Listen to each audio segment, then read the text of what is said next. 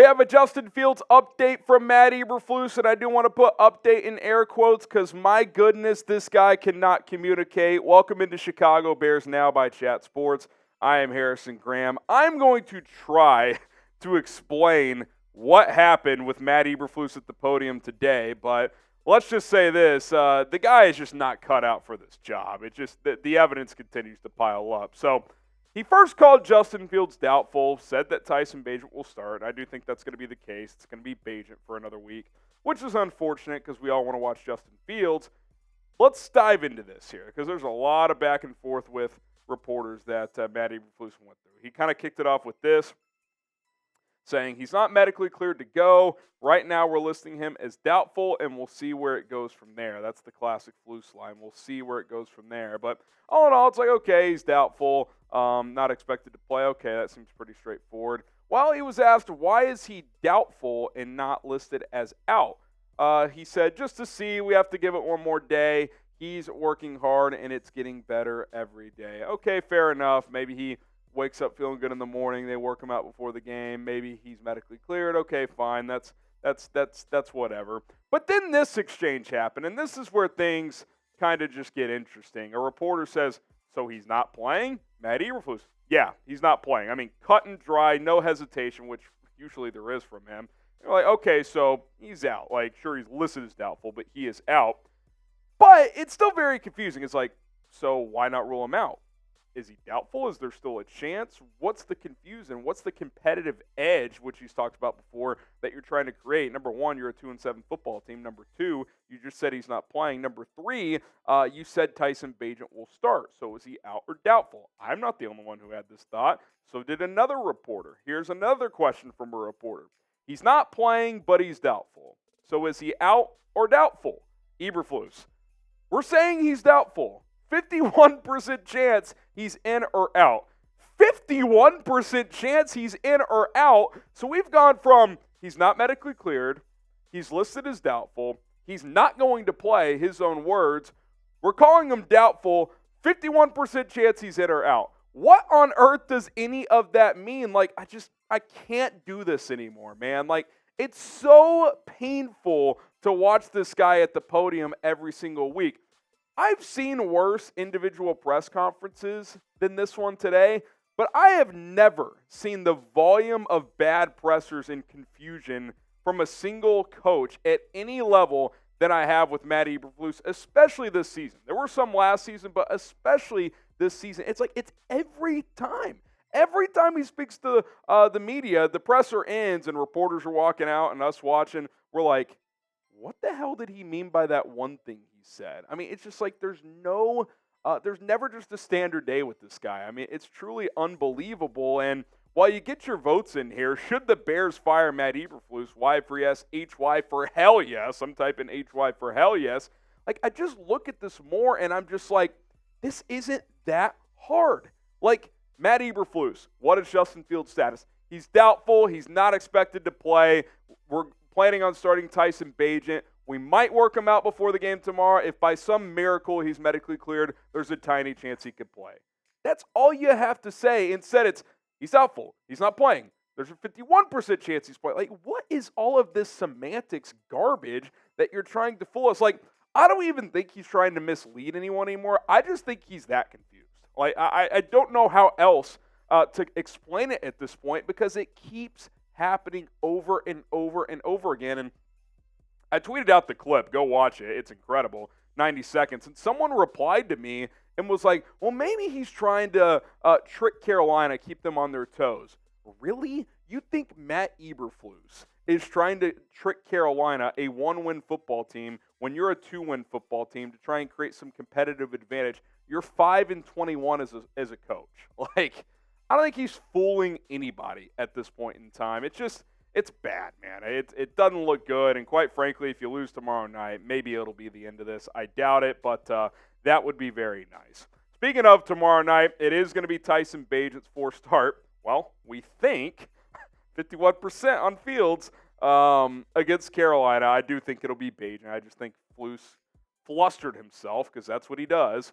We'll talk about this and what that means for tomorrow night and what Tyson Bagent can do to have a cleaner performance in this one. But today's show is sponsored by PrizePicks. Football has been underway for a few months now, and basketball has gotten going recently as well. The NBA, college football are in action now, and with the NBA underway, it's time for you guys to cash in even more than you already have been with football. Just select 2 to 6 players on any given entry and pick more or less on their projected stats. Place your entry. It takes less than a minute. Check it out right now at PrizePicks.com/CLNS. Use code CLNS. I have a little Bulls-Suns 2-player entry tonight for you guys.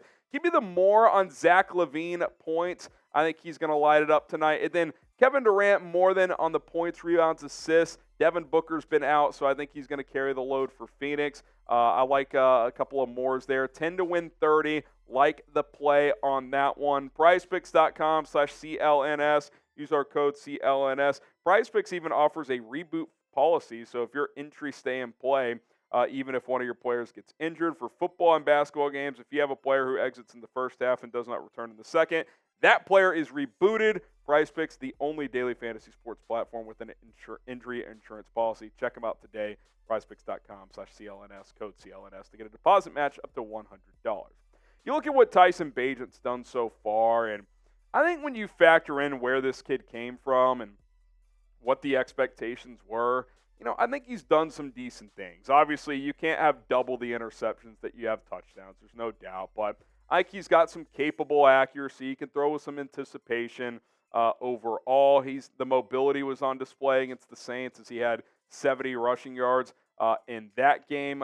He's had a couple of tush-push touchdowns, so he's been able to do that as well. Now, the obvious problem, especially we saw in these past 2 weeks, losses to the Chargers and the Saints, is the turnovers. And he was asked today, what's the biggest thing you've learned, biggest thing you're focusing on? And he says, to not turn the ball over. Now, I'm sure Luke Getsy and company are instilling that in him, but I hope it's not to a point where we just see Tyson Bagent being his shell against Carolina. You're a 2-7 football team. You still need to have some aggression. You can't be too conservative and just check it down all the time.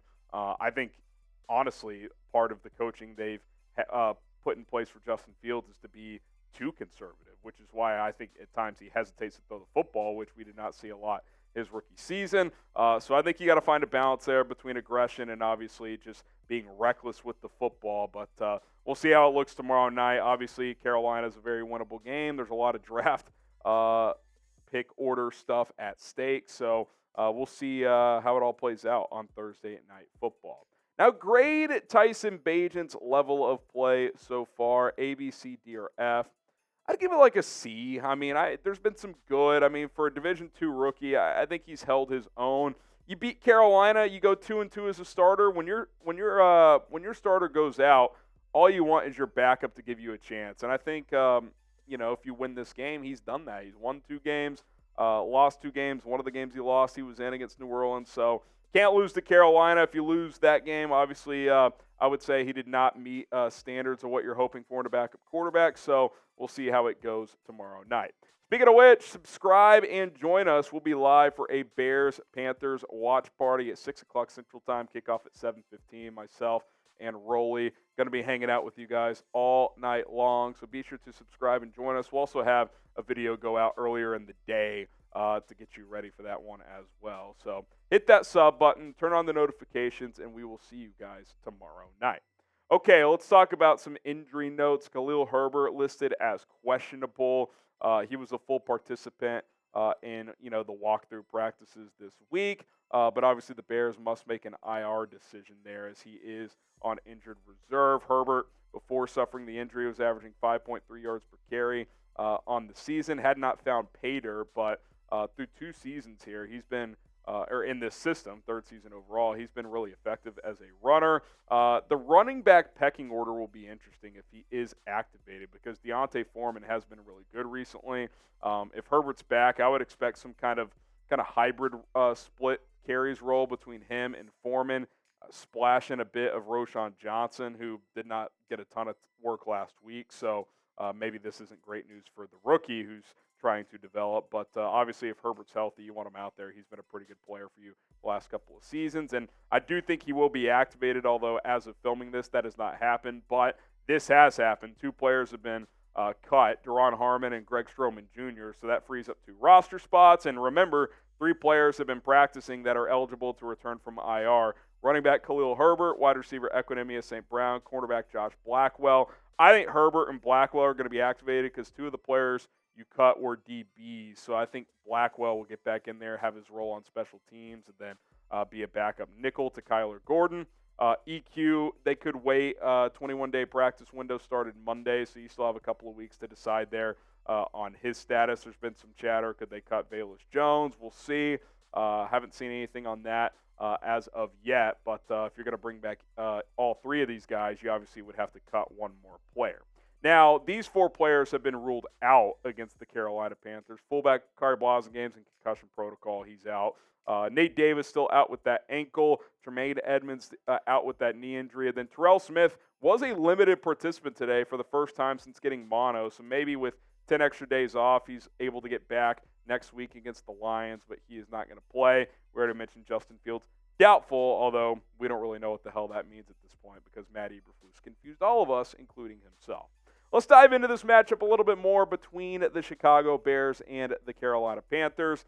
1-7 versus 2-7.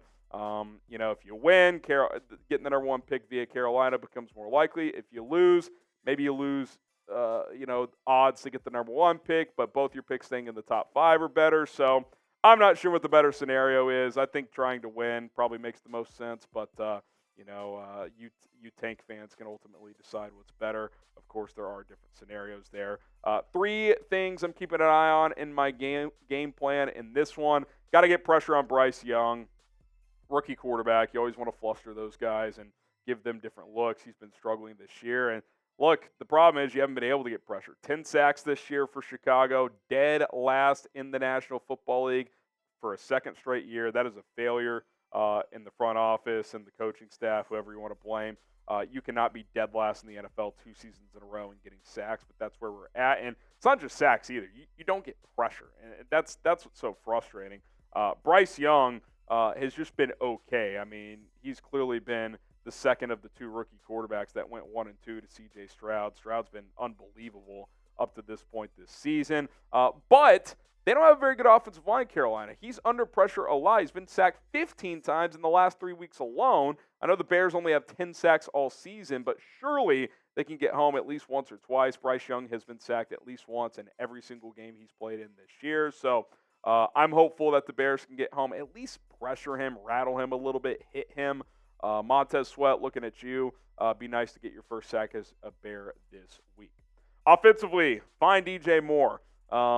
It's been a little startling since that Thursday night game against Washington, how just okay Moore has been. And look, last week DJ had a couple opportunities. He had the fumble in the middle of the field, which wasn't great. It would have been a tough catch, but there was a ball in the corner of the end zone that was contested that he had his hands on initially. So I'm not blaming Getsy, Bagent, whoever completely. I think DJ Moore deserves some blame, but he's also not getting enough targets. He's averaging just 7 targets per week over the past 4 weeks. He's got to get 10 plus. I've said that all year. But he had that 230-yard game against Washington in Week 5. In the 4 games since, he only has 204 yards, and he hasn't found the end zone. Again, he hasn't been a non-factor. He's still averaging over 50 yards per game. So if that's a slump, I mean, that's still decent production. But this is a guy you want, being a threat to go for 100 yards every single week. So hopefully he gets more involved in this one. I definitely think the Bears should try to make that an emphasis. And then last one here, leave no doubt. Look, maybe there's some sort of argument where it's better if you lose this game, although I think this is the one game that you actually do want to for sure win, even if you're on Team Tank at this point. But if Matt Eberflus is going to sit up there week after week and call the Bears close, he's done it multiple times now. He did it after the Saints game again. Number one, let me be clear. I don't think they're close. But if you're going to go up there and preach that, then you should hammer Carolina at home. It's a short week at home. That typically favors the home team for Thursday Night Football. Carolina stinks. I know the Bears aren't very good either, but if you're close, you'll win this game by double digits. If you lose or barely skate by, I don't care that Justin Fields is out. Bad luck, man. Like, I'm tired of the talk. I'm tired of hearing people go up there, yeah, we feel like we're right on the cusp. No, you're not. You can't even line up properly. Cody Whitehair is lining up offsides on a tush push. The rare offensive offsides, not false start, offsides. holding penalties, turnovers. Like, you've got so much shit you got to clean up. So I don't want to hear about being close. Go out there and dominate a bad opponent. That's what I want to see. Will it happen? I doubt it. I bet this is going to be one of those nail biters because that's what Chicago does. I'm at a loss of words. It's frustrating. I mean, just the Flus presser today, guys. I can't get over it. Please go check it out on my Twitter at HGramNFL. All right, predict the score. Bears-Panthers, Thursday Night Football in this one. Again, the Bears should win, even though they're not a very good team. The Panthers are worse. I'll go Bears 24-16. I think it'll be tight for most of the game, but maybe it's 17-16, and Bagent leads a touchdown drive late to kind of put this one on ice. Let me know what you think. Get those score predictions down below. And remember, don't forget to subscribe and join us tomorrow night. We'll have a video go out in the morning, and then it'll be Thursday Night Football at 6 o'clock Central Time. My name is Harrison Graham. Bear down. We'll see you then.